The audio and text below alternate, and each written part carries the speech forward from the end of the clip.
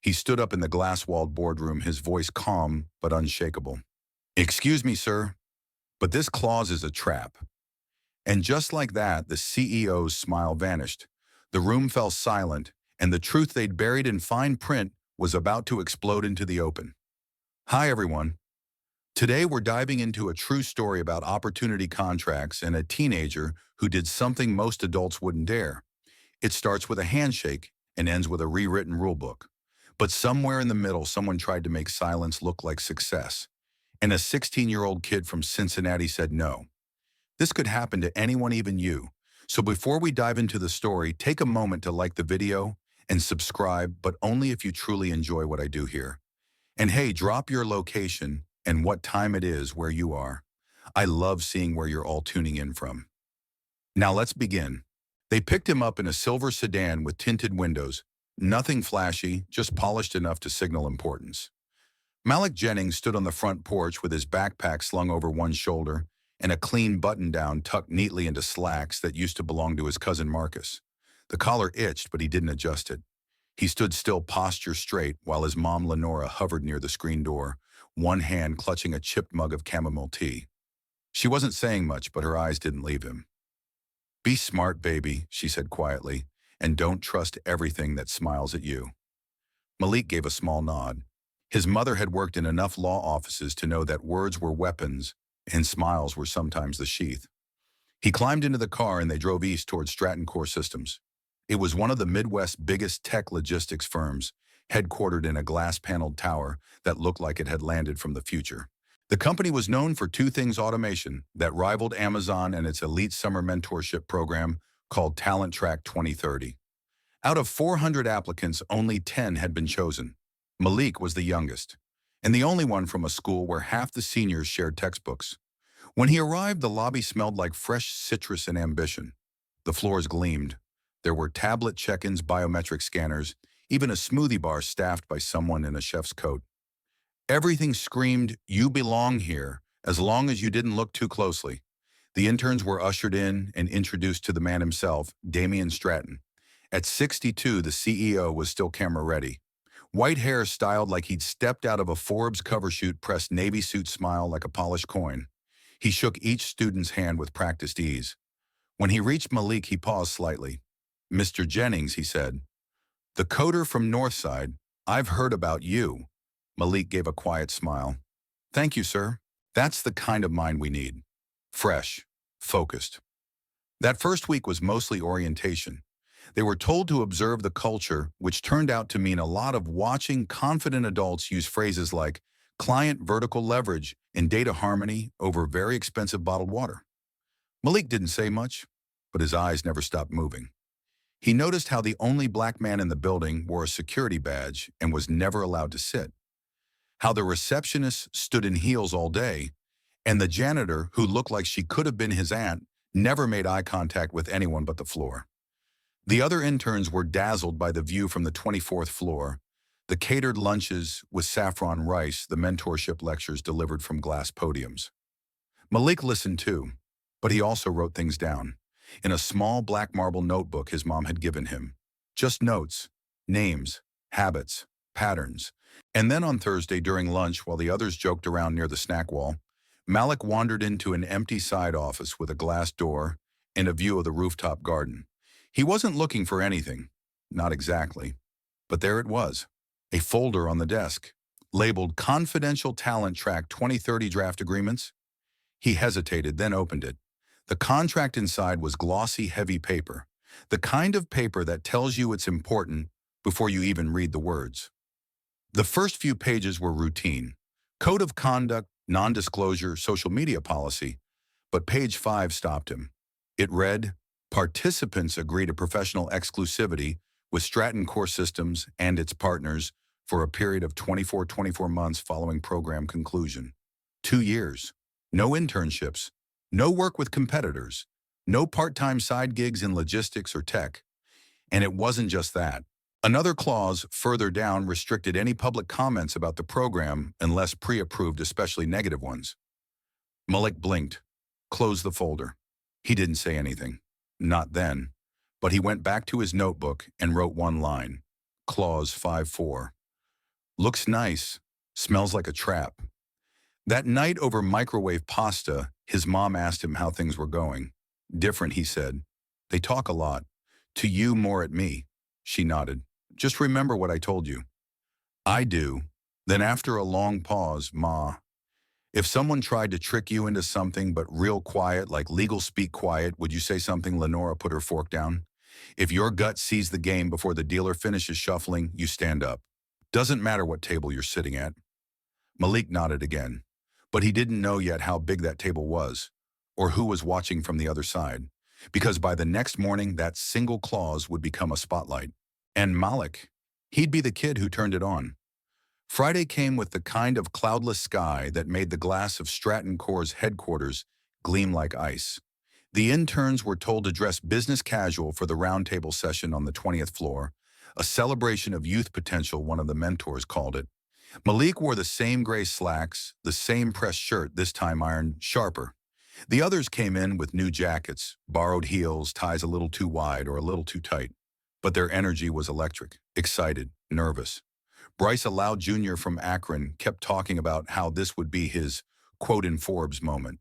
He waved his phone around like it was a backstage pass to success. Malik said nothing. He carried the folder he'd found tucked behind the printed program in his bag. He hadn't told anyone, not yet. They walked into the boardroom just before 10 a.m.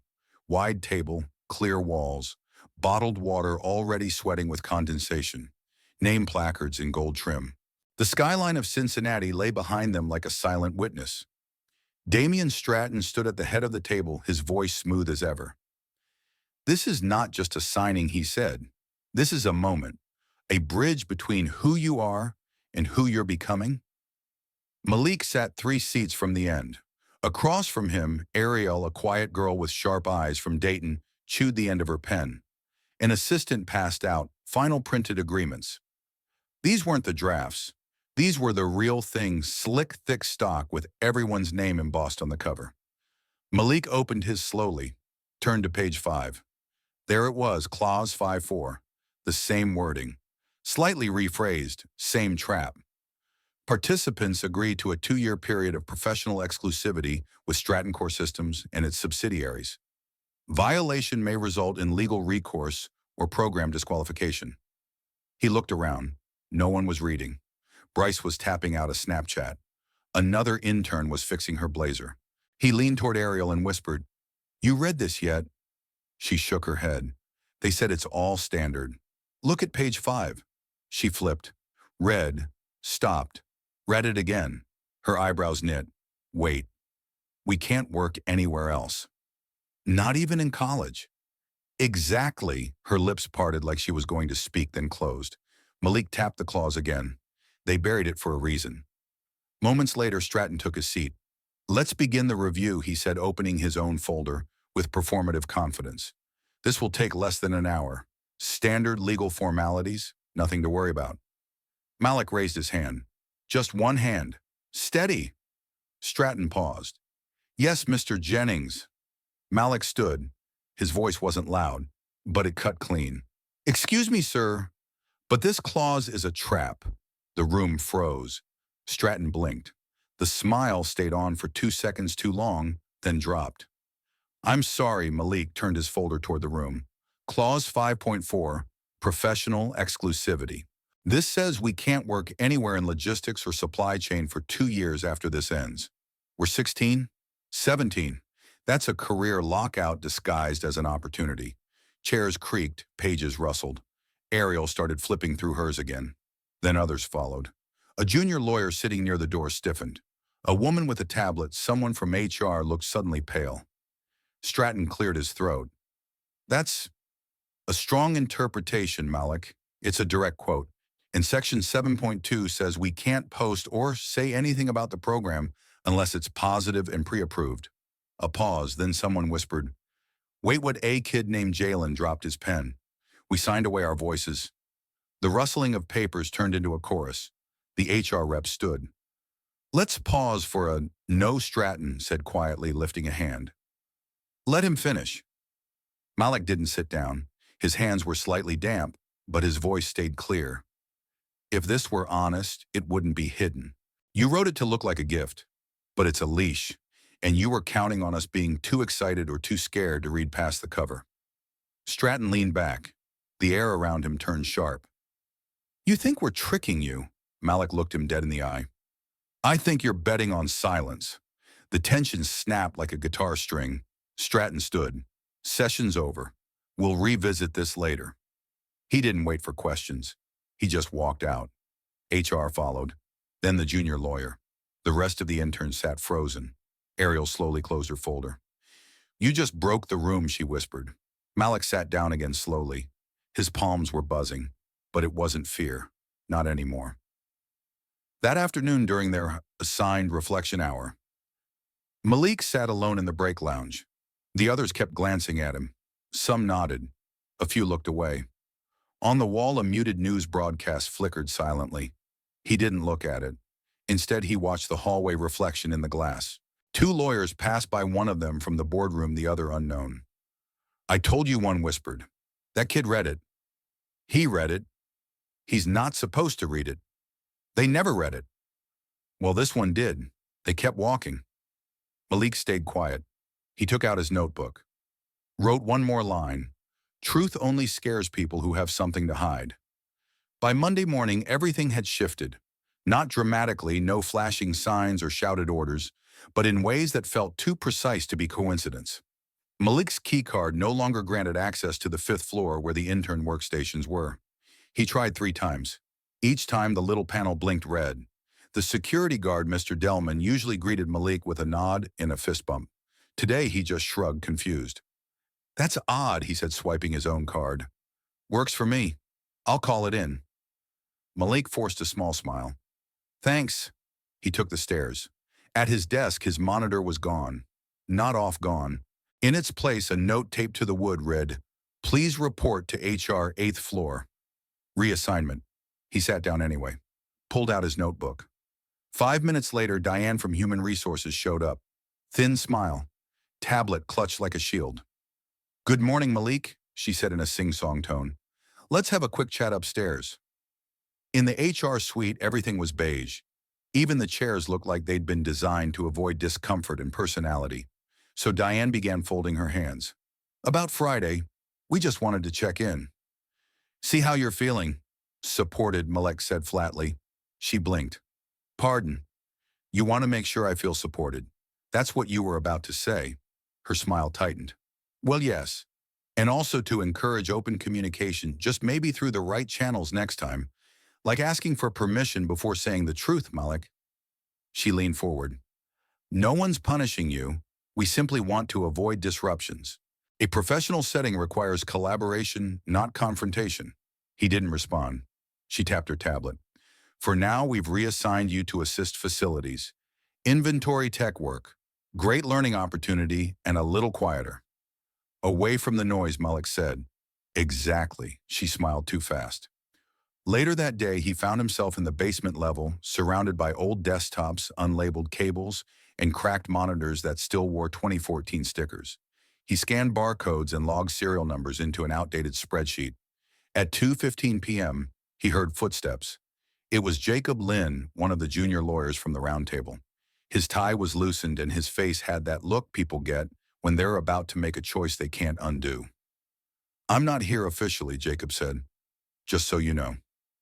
Malik didn't answer. He waited. "That clause you called out. You were right, and not just about that one." He handed Malik a thick sealed envelope. "There are more contracts. 3 years worth, all with that same clause or a version of it, all targeted at schools like yours." Malik slowly opened it, scanned the pages. Names, dates, legalese that shifted but never softened. "Why are you giving me this?" Jacob glanced around. "Because I sat through meetings pretending I didn't see it, and then I watched you say something. That wasn't about legality. That was about power, control. And you stood up." He started to leave, then paused. "You're braver than I was at 16. Malik stared at the door long after it shut. That night, he didn't go home right away. He rode 2 buses across town to the public library on Ridge Avenue and claimed a corner table near the genealogy section. No one bothered him there. He opened his notebook, spread out the documents, pulled out a borrowed Chromebook. He wasn't trying to hack anything, just connecting dots. What he found wasn't a glitch, it was a blueprint. Stratton Core had repeated the same process across Cincinnati, Toledo, and Cleveland. Students from underfunded schools were lured with promises of mentorship, then locked into exclusivity. No internships elsewhere, no talking about their experience, no dissent. And each time the language changed just enough to stay legal. He didn't sleep that night. Not really.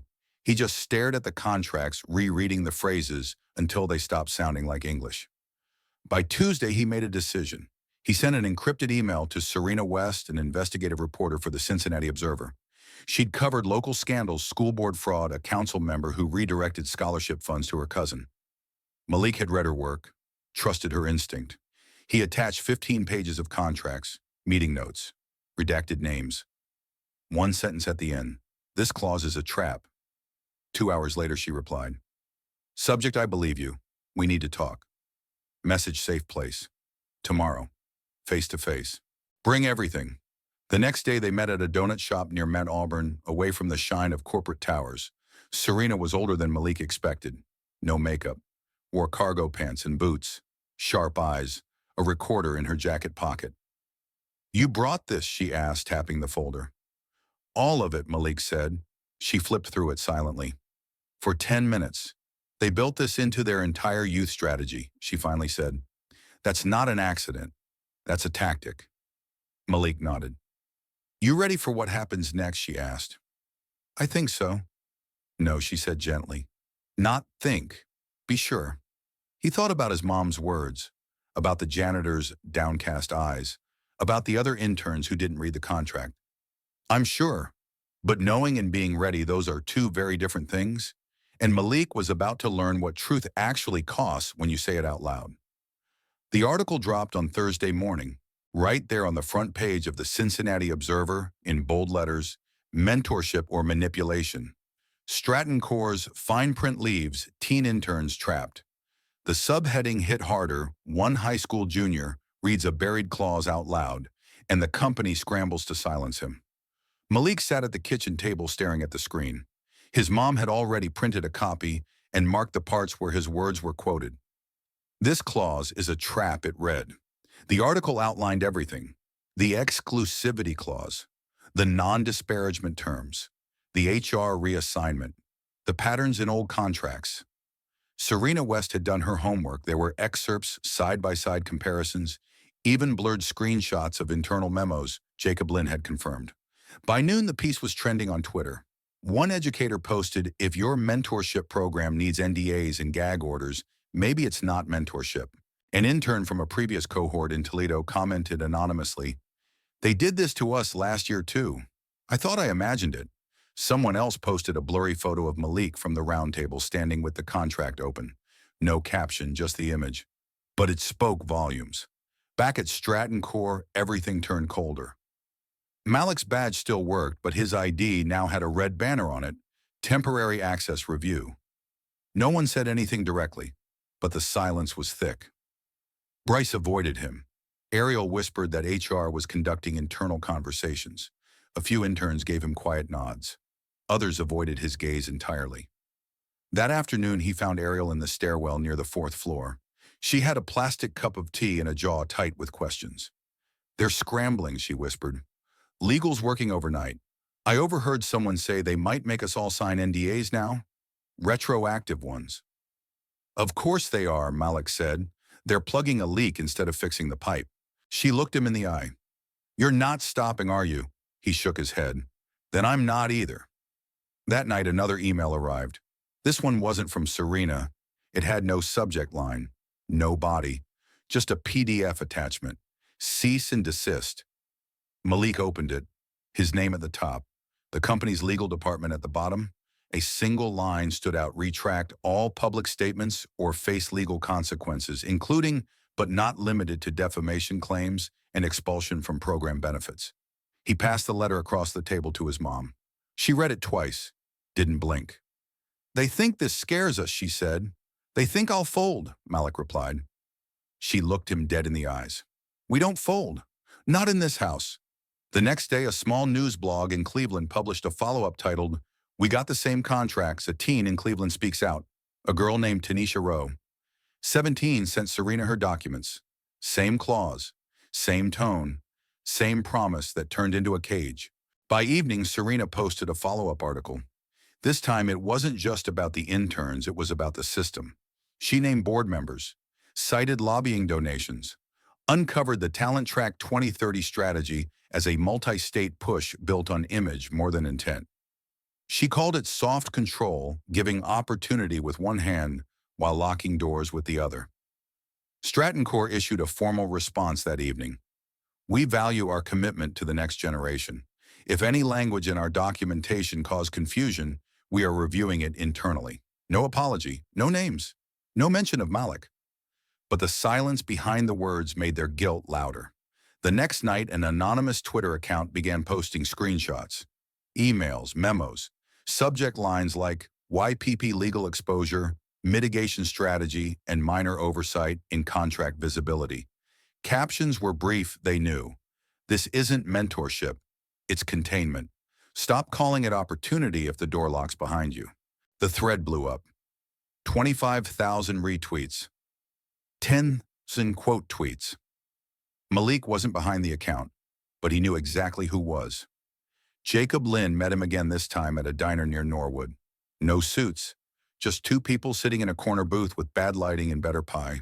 "I gave the files to someone I trust," Jacob said, sipping cold coffee. "They're posting now. Keeps me protected. Keeps the story alive." Malik nodded. "You think Stratton's watching obsessively? He built his image on being the mentor CEO? You peeled the gloss off that label." Malik looked down at the notebook in his hand. The corners were starting to curl. "This was never about taking him down," he said. "I just didn't want the next kid to get boxed in." Jacob nodded. "You don't get to choose how truth spreads, Malik. You lit the match. Now people are watching who never even noticed the spark." By the following week, things had shifted beyond Stratton Corps' control. A live-streamed town hall organized by interns from across Ohio went viral under the title, "We Were Promised Careers. We Got Contracts." Tanisha Rowe spoke. So did Trevor McGill from Cleveland. And finally, Ariel, standing in front of a brick wall in her bedroom, said, "I didn't read it until someone told me to. But now I know if they have to hide it, it's not for your benefit." Malik didn't speak in that stream, but he watched the whole thing. The next morning, Stratton Corps replaced the homepage banner on their website. The phrase "Tomorrow's Leaders Today" was gone, replaced with "Restructuring Opportunities for Future Talent." No announcement, no ceremony. But everyone knew. The Talent Track 2030 program was over. The official email came at 9:07 a.m. on a quiet Thursday morning. Subject: Youth Development Program. Strategic pause for reevaluation. No names, no admissions. Just a sterile paragraph thanking the participants and announcing that Talent Track 2030 would be indefinitely paused as we explore new models of engagement. But it was clear they shut it down. Ariel texted Malik no ceremony, no goodbye lunch, just deleted the program like it never existed. He didn't reply right away. He just stared at the message, then looked over at his notebook. The edges now worn soft. Page corners dog-eared. Clause 5.4 circled 3 times in black ink. It didn't feel like victory. Not yet. Just quiet. 2 days later, Serena called. "I need you on record." "I already gave you quotes," Malik said. "I don't mean that. I need you, your face, your voice, the whole story. If this expands, they're going to say you hid behind anonymity. Let people see who stood up." There was a long pause on his end. Then, okay. They met in a small recording studio attached to a nonprofit youth center. No flashy lights, just a single mic, a dim ring light, and truth. Malik sat in front of the mic and started talking.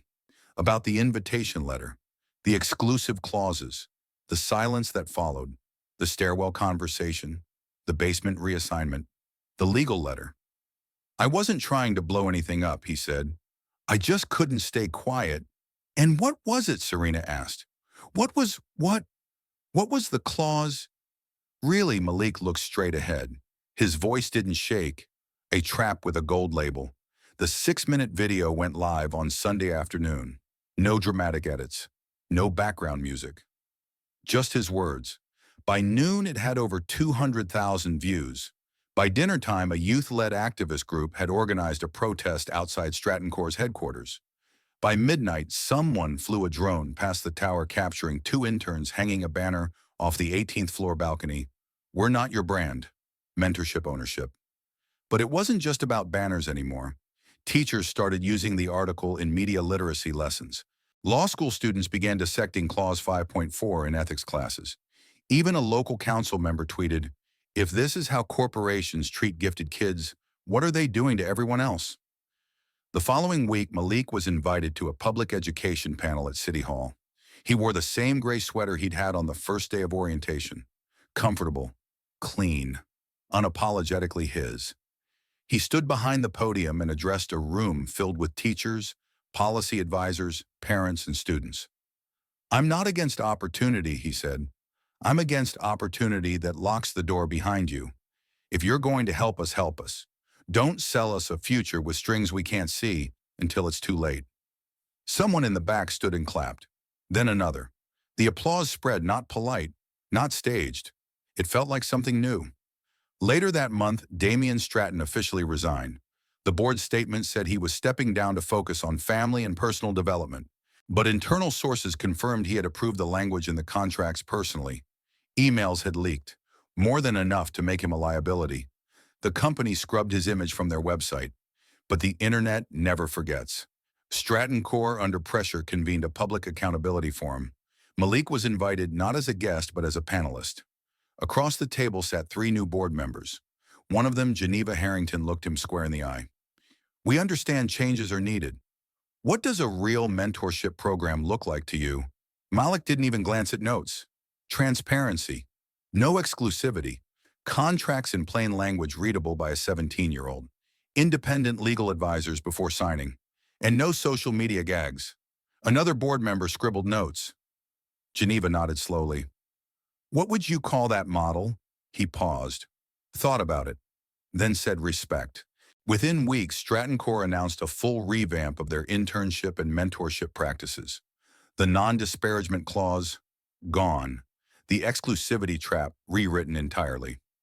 Every student now had the right to a third-party legal review. Schools were encouraged to assign liaisons to help interpret terms before participation. They didn't name it after him.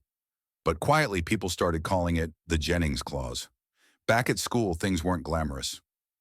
Malik still had pop quizzes, still missed the bus some mornings, still had to share a locker with a kid who never remembered his combo. But there was something different in the air. One afternoon, the principal pulled him aside. "There's a student from Glenmont here. Says she read about you. Wants help understanding her internship paperwork." Malik smiled. "I've got time." They met in the guidance office. She had a thick contract and wide eyes. "Don't worry," he said. "We'll go through it together." Sometimes the biggest shifts begin with the quietest moments. One student, one line in a contract, one decision not to stay silent. Malik didn't set out to become a symbol. He didn't chase headlines or try to burn it all down. He just noticed something and chose to name it. That's the thing about power. It often hides in plain sight, buried in the fine print, dressed up in words that sound helpful but serve control. And too often it counts on people not reading closely or not speaking up when they do. But what this story reminds us is that even in rooms built to intimidate, the truth has weight. And when spoken clearly, especially by someone they didn't expect, it can shift the whole room. It also reminds us that mentorship should never be a muzzle. Opportunity isn't real if it requires your silence to function. And a future offered with one hand shouldn't come with a leash in the other. If you're a parent, a teacher, a grandparent watching this, know that your guidance matters. So does your vigilance. Because these contracts, these programs, they shape real lives, and our youth deserve doors that open, not ones that close quietly behind them. So whether you're 16 or 66, remember this. You don't have to shout to be heard. You just have to speak when it matters, even if your voice shakes. Especially then. Thank you for listening, and thank you for believing in the power of everyday truth.